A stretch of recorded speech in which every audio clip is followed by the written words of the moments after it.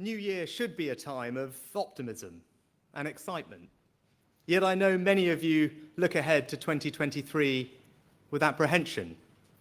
I want you to know that as your Prime Minister, I will work night and day to change that, and quickly. Not just by providing relief and peace of mind for the months to come, although we will, but also by changing our country and building a better future for our children and grandchildren, a future that restores optimism, hope, and pride in Britain. Let me first address two issues that I know are at the forefront of everyone's minds. I know there are challenges in A&E. People are understandably anxious when they see ambulances queuing outside hospitals. You should know we're taking urgent action, increasing bed capacity by 7,000 more hospital beds and more people cared at home, providing new funding to discharge people into social care in the community, freeing up beds, and the NHS are working urgently on future plans for A&E and ambulances. And on strikes, there's a lot of misinformation out there, so I want people to clearly understand the government's position. We hugely value public sector workers like nurses. They do incredibly important work. And that's why we want a reasonable dialogue with the unions about what's responsible and fair for our country. And in the coming days, we will update you on the government's next steps. Today, I want to make a simple commitment. This government will always reflect the people's priorities. People don't want politicians who promise the earth and then fail to deliver. They want government to focus less on politics and more on the things they care about. The cost of living, too high. Waiting times in the NHS, too long. Illegal migration, far too much. I think people do accept that many of these challenges are, at least in part, the legacy of COVID and impacted by the war in Ukraine. But that's not an excuse. We need to address these problems, not just talk about them. And since I became Prime Minister, we've made progress, stabilised the economy and people's mortgage rates, provided £26 billion of support for the cost of living, invested billions more in schools, the NHS and social care, deepened ties with allies around the world on everything from Ukraine to our collective economic security, continued our unwavering support for the armed forces in their efforts to keep us safe, and set out a concrete plan to stop the boats and tackle the unfairness of illegal migration. But of course, we need to do more. So I want to make 5 promises to you today, 5 pledges to deliver peace of mind, 5 foundations on which to build a better future for our children and grandchildren. First, we will halve inflation this year to ease the cost of living and give people financial security. Second, we will grow the economy, creating better paid jobs and opportunity right across the country. Third, we will make sure our national debt is falling so that we can secure the future of public services. Fourth, NHS waiting lists will fall and people will get the care they need more quickly. Fifth, we will pass new laws to stop small boats, making sure that if you come to this country illegally, you are detained and swiftly removed. So, 5 promises. We will halve inflation, grow the economy, reduce debt, cut waiting lists, and stop the boats. Those are the people's priorities. They are your government's priorities, and we will either have achieved them or not. No tricks, no ambiguity. We're either delivering for you or we're not. We will rebuild trust in politics through action or not at all. So I ask you to judge us on the effort that we put in and the results that we achieve. Now, these 5 promises are the people's priorities. So they're my immediate priorities too. But they're not the limit of my ambitions for our country. They're the foundation. My aim is to build a better future for our children and grandchildren, a future where they feel optimism, hope, and pride. And to realize that vision, we need to change our mindset. Now, politicians talk a lot about change, but the truth is, no government, no prime minister can change a country by force of will or diktat alone. Real change isn't provided, it's created. It's not given, it's demanded, not granted, but invented. The choices we make as individuals, as workers, business owners, parents, all add up to something far greater. And if we're honest, change also requires sacrifice and hard work. It's a big risk for a politician to say that, but the stakes are too high and the rewards too great not to level with you. So change is hard. It takes time, but it is possible. And we know that because we've done it before. During COVID, we protected millions of people's jobs and businesses, a record I'm proud of. And we know it's possible because you can see change happening. You can feel it. Just look at our state schools, empowered by reform in some of the most deprived parts of the country, producing some of the best results. Those teachers and pupils work hard and make sacrifices because they know that what they are doing is bigger than themselves. They demand, inspire, and deliver excellence. And their ethos of excellence can become the animating spirit of our nation. Inspired by them, together we can change our country's character. We can reverse the creeping acceptance of a narrative of decline, reject pessimism and fatalism, refuse limits on our aspirations. And to do that, we need to have the imagination and confidence to do things differently and better. The vision to do today what is needed for tomorrow. In other words, we need to change the way our country works. That requires a change in mindset. What does that mean in practice? It means a more innovative economy, stronger communities and safer streets, a world-class education system, an NHS built around patients, and a society that truly values the family.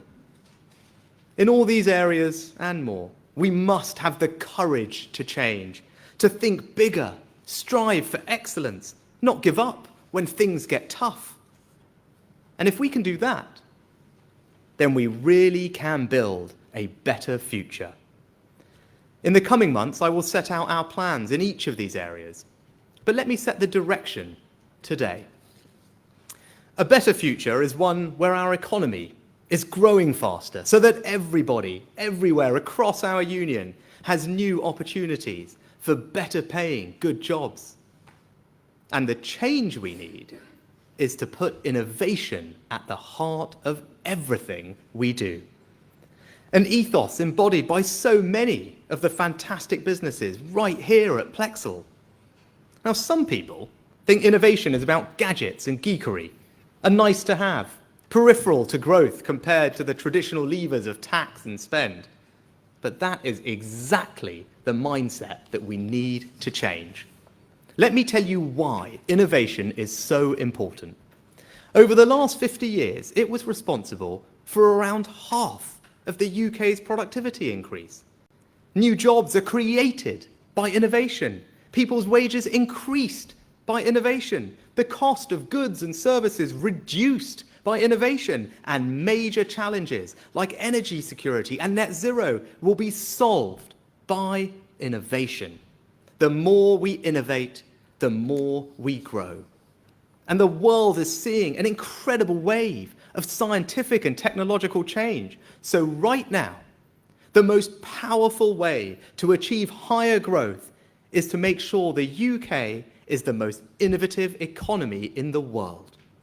And that's why we're increasing public funding in R&D to £20 billion to enhance our world-leading strengths in AI, life sciences, quantum, fintech and green technology, seizing the opportunities of Brexit to ensure our regulatory system is agile and pro-innovation, making sure entrepreneurial and fast-growing companies get the finance they need to expand, spreading a culture of creative thinking and doing things differently across every part of the UK. If we're going to deliver this better future, people will have to work hard. But I believe good, well-paid jobs are about more than just financial security. They give people purpose, confidence, dignity, the chance to build a better life from themselves. But I also believe that if you work hard and play by the rules, you should be rewarded. And which is why, as soon as we can, the government will reduce the burden of taxation on working people. And it is staggering that at a time when businesses are crying out for workers, a quarter of our labour force is inactive. So our growth plan will look at how we can support those who can to move back into work, including through the welfare system. Now, all of this will make this country a beacon of science, technology and enterprise, and lift our productivity, raise our growth rate, and create jobs in the decades to come. Good jobs give people pride in their own lives. But a better future also means reinforcing people's pride in the places they call home.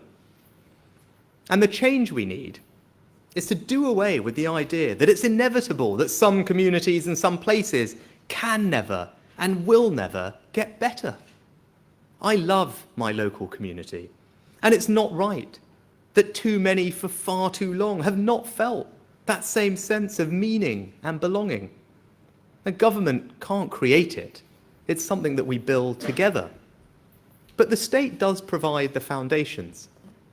So we will deliver on our promise to level up with greater investment in local areas, to boost growth, create jobs, and reinvigorate our high streets and town centres. But all the regeneration in the world won't mean anything unless people feel safe in their communities. So by this spring, we'll have an extra 20,000 police officers patrolling the streets, answering the call for help, and catching criminals. We've got to stop violence against women and girls. And let's be frank, that means men taking responsibility for creating a culture and society where women are safe in their communities and at home. We've got to reduce reoffending because a small number of career criminals account for disproportionate amounts of crime. And we've got to beat addiction because heroin and crack addicts account for almost half of all robberies. Strong communities are also built on values, on the golden rule, treat others as you would like to be treated yourself. But too often, a small minority break that golden rule. They spray graffiti on war memorials, discard needles and nitrous oxide canisters in children's playgrounds, gang together and cause disorder and disruption. Antisocial behaviour isn't inevitable or a minor crime. It makes life miserable for so many, and it can be a gateway to more extreme crimes. So this government will work tirelessly to crack down on antisocial behaviour, giving police forces, mayors and local authorities the tools they need, and giving communities confidence that these crimes will be quickly and visibly punished. Wherever you live in our United Kingdom, you should be able to feel proud of your community, and that's what we'll work together to achieve. So we will create a better future by changing our economy and strengthening our communities. We also need greater social justice. And the way we achieve that is education. This is personal for me. Every opportunity I've had in life began with the education I was so fortunate to receive. And it's the single most important reason why I came into politics, to give every child the highest possible standard of education. Thanks to the reforms we've introduced since 2010 and the hard work of so many excellent teachers, we've made incredible progress. But with the right plan, the right commitment to excellence, I cannot see any reason why we can't rival the best education systems in the world. To do that, yes, we'll need to fix the damage of COVID, especially for our youngest pupils. And yes, it will require more investment, which is why just a few weeks ago in the autumn statement, we provided £2 billion of extra funding for schools. But that's not the limit of our ambitions. We're not content with just catching up. First, we need to support good teaching and spread best practice with a plan to improve attainment in primary schools. Next, we need to stop seeing education as something that ends age 18 or that sees university as the only option, with more technical education, lifelong learning and apprenticeships. And one of the biggest challenges in mindset we need in education today is to reimagine our approach to numeracy. As Chancellor, I introduced Multiply, a new program to give hundreds of thousands of adults the opportunity to get the basic numerical skills they need. But we're one of the few countries not to require our children to study some form of maths up to the age of 18. Right now, just half of all 16 to 19-year-olds study any maths at all. Yet in a world where data is everywhere and statistics underpin every job, letting our children out into that world without those skills is letting our children down. So we need to go further. I am now making numeracy a central objective of our education system. Now, that doesn't have to mean a compulsory A-level in maths for everyone, but we will work with the sector to move towards all children studying some form of maths to 18. Just imagine what greater numeracy will unlock for people. The skills to feel confidence with your finances, to find the best mortgage deal or savings rate, the ability to do your job better and get paid more, and greater self-confidence to navigate a changing world. Improving education is the closest thing to a silver bullet there is. It's the best economic policy, the best social policy, the best moral policy, and that's why it's this government's policy. Now, as we build this better future for our children and grandchildren, I feel a deep responsibility to pass on a health service that will be there for them, just as it was for our parents and grandparents. When I talk about the NHS, I'm not just talking about a prized public service. I'm talking about my family's life calling. My dad was a doctor. I grew up working in my mum's pharmacy. I saw day in, day out the devotion they gave to their patients. And my record demonstrates how important those memories are to me. We've significantly increased funding for health and social care, recruited thousands more doctors and nurses, upgraded more hospitals with cutting-edge technology. But COVID has imposed massive new pressures, and people are waiting too long for the care they need. And we're fixing that, but we need to do more. At a time when we're putting record sums into the NHS and recruiting record numbers of doctors and nurses, healthcare professionals are still unable to deliver the care they want, and patients aren't receiving the care they deserve. So we need to recognise that something has to change. Now, it doesn't mean structural reforms to the NHS. We will always protect the founding principles of an NHS free at the point of use. But what it does mean is an NHS where patients are in control with as much choice as possible, where we're comfortable with the NHS using more independent capacity, if that's what it takes to get patients quicker and better care, where patients can access more information and data, allowing them to make more informed choices and hold services to account, and where we will no longer accept unwarranted variation in performance between trusts, because high-quality healthcare should be there for you wherever you live. And as the NHS works with professions to develop a workforce strategy early this year, I've asked them to consider how we can best support doctors, nurses, and other healthcare professionals, like pharmacists, to work more flexibly. We all share the same objective when it comes to the NHS: to continue providing high-quality, responsive healthcare for generations to come, and that's what we're going to deliver. Our vision for change will revitalise every aspect of our lives: better jobs, stronger communities, world-class education, an NHS built around patients. But family is something politicians struggle to talk about, because you can all too readily be pilloried for being out of touch, or worse, hostile to those who don't conform to some idealised form. We live in a world today where family can and does take many forms. But whatever your family looks like, it doesn't matter as long as the common bond is love. We shouldn't be shy about it. We cannot not talk about the thing that is most important in most of our lives. Not when the evidence is clear that strong, supportive families make for more stable communities and happier individuals. I wouldn't be where I am today without the love of my family, the kindness they gave me, the sacrifices they made for me, the values they taught me.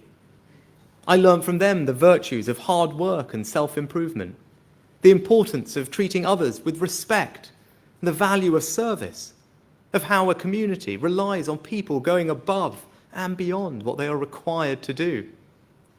Today, it is the love of my wife and children that sustains me in the most difficult moments in this job. Family matters. We need to support parents to manage the demands of modern workplaces without weakening the irreplaceable bonds of family life. And we're going to roll out family hubs to offer parents the support they need to raise a child. Because I believe deeply that family, not just government, can help us answer the profound questions we face as a country. When it comes to health, family cares for us when we were sick and old. Family teaches us values in education. When it comes to community, family guides us in right and wrong. And that's why family runs right through our vision of a better future. When I first spoke to you as Prime Minister, I stressed that trust was not given, but earned. I hope that in these first few weeks in the job, I have begun to earn your trust. And I've made 5 promises today to deliver peace of mind. We will halve inflation, grow the economy, reduce debt, cut waiting times, and stop the boats. But I know this is just the start of what we need to do to build a better Britain together. As well as peace of mind today, this afternoon I've also set out a vision for a better future for our children and grandchildren. Now, we're not going to get there overnight, or even in this Parliament, but this is the journey we are on. And despite all the challenges we face, all the anxieties that people feel, I know we can get there. Others may talk about change. I will deliver it. I won't offer you false hope or quick fixes, but meaningful, lasting change. I want people to feel something that they do not always feel today, a belief that public services work for them, a knowledge that if you work hard in the good times, the state will be there for you during the bad, a hope that the world will be better for their children than it was for them, a sense of belonging in the place they call home. I guarantee that your priorities will be my priorities. I pledge that I will be honest about the challenges we face, and I will take the tough but necessary decisions to ensure our great country achieves its enormous potential. I will only promise what I can deliver, and I will deliver what I promise. Thank you.